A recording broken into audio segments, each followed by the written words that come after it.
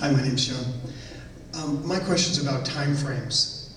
I listened to Peter Schiff and Gerald Celente, and they talk about the gas going up to $5 by the end of the year. It's already $3.75, and the dollar being dead by the end of the year, type of thing, and all the fear mongering and all that. But I was just curious.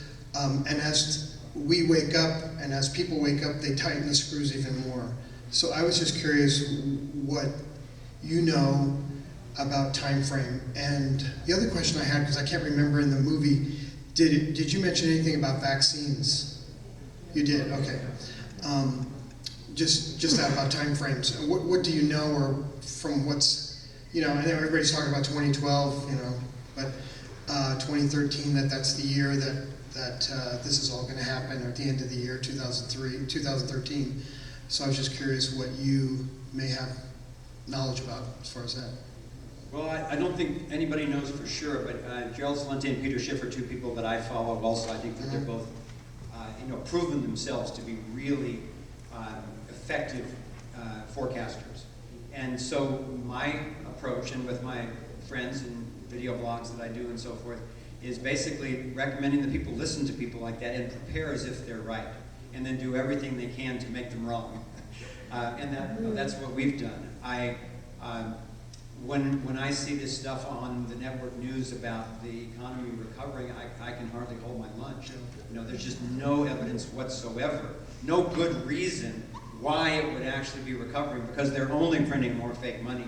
And they're not that stupid. This is the same thing they've done in these pump and dump schemes before, except, in my opinion, this is the big one. They actually want to bring down the entire global economy, so that when people are, that's the problem, then when everybody's running around in fear, that's the reaction, and they can bring in trying to survive, which is the one world government. So the more we're aware that that's potentially intentional, and they have a pretty good track record of making a lot of stuff happen that they want, because they've got a lot of money and military power, the more important it is that we're building the systems which can just blossom and take the place of these old ones as they crumble, instead of subjugating ourselves to their idea of this new authoritarian state that they want to bring in. Yeah, no, it's not like they're backing off at all. They're increasing the pressure. I don't know if you saw the Wired magazine article just the last few days about the biggest ever NSA surveillance center is going up in Utah. Yes. It's a $2 billion project, 1 million square feet, and it will collect and store every single email and phone call in this country and beyond. And then, how many of you know about Obama's executive order on March 16th?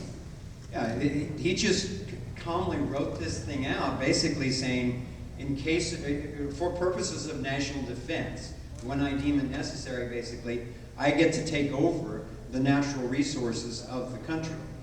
Labor, actually go in and commandeer factories, transportation, food, and slipped in there. This is the one that really shocked, because I read the bill the other day. I had to see how they're actually worded this thing. And slipped in there again is the selective service thing, that in case of emergency they'll have a draft like that again.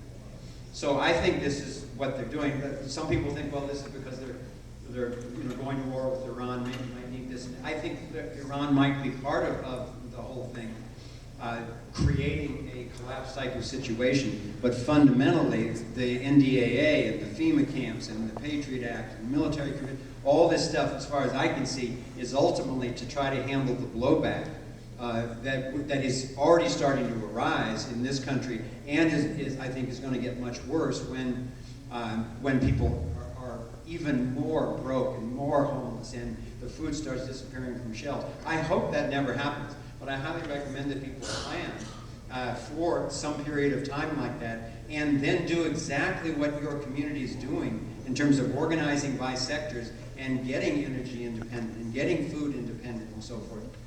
Thank you.